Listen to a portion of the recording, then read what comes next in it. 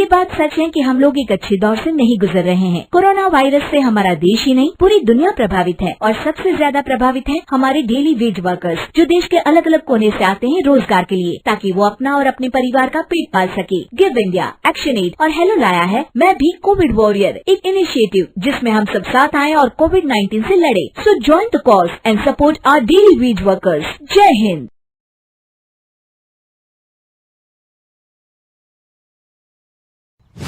एक दिन राधिका और उसकी सास को घर पर अकेले रहना पड़ गया था। तब विजय जाते जाते कहता है, सुनो, ताला लगा के सोना, अच्छे से खिड़की दरवाजे चेक कर लेना और मम्मी का बीपी भी चेक कर लेना। हाँ जी, कोई दिक्कत नहीं है। अब आप आराम से जाइए शादी में, मैं मम्मी जी का पूरा ख्याल रखूंगी। और अपना ख्याल भी रखना। हाँ जी, अपना भी रखूंगी। अब जाइए ना आप। थोड़ी देर बाद गांव में जीप पर लगे एक स्पीकर से अनाउंसमेंट होती है। जीप वाला आदमी कहता है, सुनिए सुनिए, गांव में चोरी होने की वारदातें काफी बढ़ गई है, इसलिए सावधानी बरतें। अपनी खिड़की दरवाजे सही से बंद कर लें। अरे राधिका, सुना तुमने? मुझे तो बड़ी घबराहट हो रही है।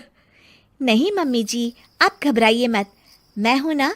मैंने सारे खिड़की दरवाजे बंद कर दिए हैं और कुछ भी होता है तो पुलिस का नंबर तो है ही मेरे पास। अच्छा, मेरी तो सांसें तेज चल रही है बेटा। एक तो ये विजय भी घर पर नहीं है। मम्मी जी, वो भी जल्दी आ जाएंगे, मेरी अभी फोन पर बात हुई थी। आप बस रिलैक्स रहिए। उधर दूसरी तरफ दो चोर रात में गांव में चोरी करने का प्लान बनाते हैं।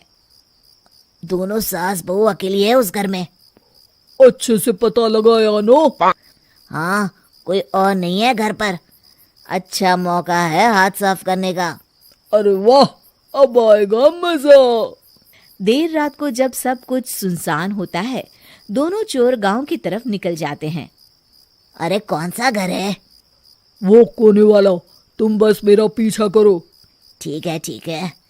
दोनों दबे पांव बचते बचाते राधिका के घर के बाहर तक पहुंच जाते हैं। ये सास बहू बड़ी चालाक है। कितना कस के सब बंद किया हुआ है, एक भी खिड़की नहीं खुल रही। चोर खिड़की खोल ही रहा होता है कि तभी बिजली जोर से कड़कती है और चोर डर जाता है।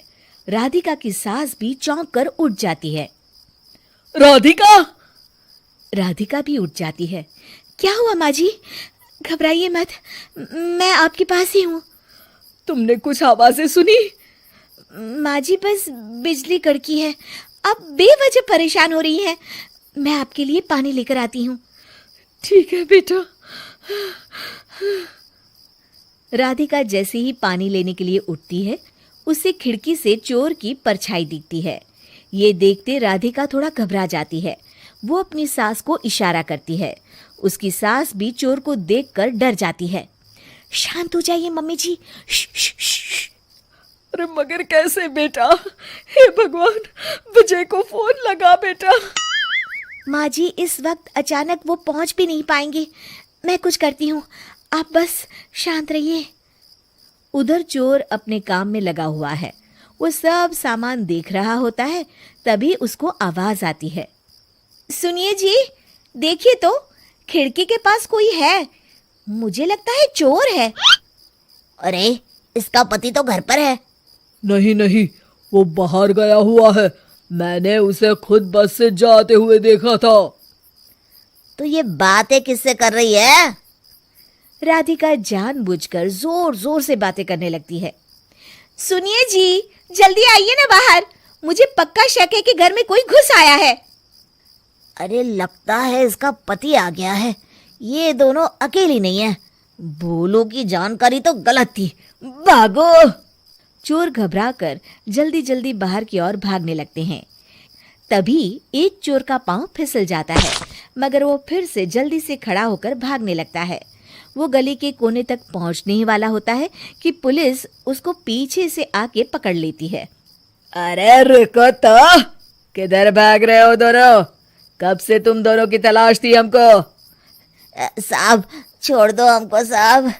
हमने कुछ नहीं किया। अच्छा, तो इतनी रात को क्या यहाँ जॉगिंग करने आए थे? हवलदार, दोनों को हथकड़ी लगाकर गाड़ी में बिठाओ। तभी पीछे से राधिका भी आ जाती है। मैम, आपने बड़ी बहादुरी दिखाई।